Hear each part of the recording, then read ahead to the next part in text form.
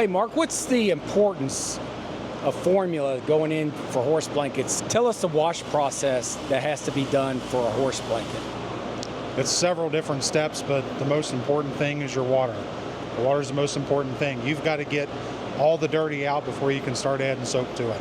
So if you add soap at the very beginning, you're kind of wasting your time, you're wasting chemical, then getting all that out, that's the challenge. You've got to clean everything with water first, add a little bit of chemistry to it, and then rinse everything out. It's a simple process, it just takes time.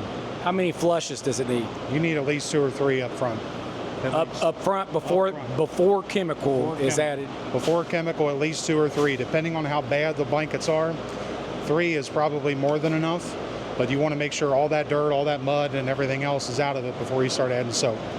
And the reason for that is because the waterproofing will not attach to the blanket? Correct. If you have dirt, if you have soap, if you have any residue, it's not going to attach to it, it's not going to repel, it's not going to do anything it's supposed to do, and then you're basically just wasting chemistry. This is the reason why we have Mark here, to make sure we have dialed our formulas in correctly. We have them in pretty well, but he's doing some tweaks to our system to make sure things are running properly. Simple adjustments to make it more efficient. I've noticed that a lot of people do horse blankets at the laundromats and stuff like that.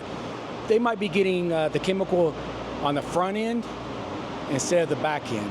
That's not good. No, if you add too much up front, it actually sticks and attaches inside that blanket.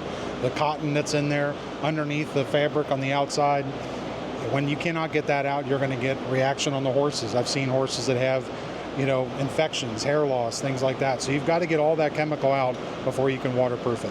And the last thing I want to be known for is an infection on a championship thoroughbred like Seattle Slew or something like that, or a Kentucky Derby horse winner. The last thing we want is to be blamed for an irritation on the horse. You definitely don't want that. I mean, it can hurt them pretty bad to where it can take them out of a race. So we don't want that.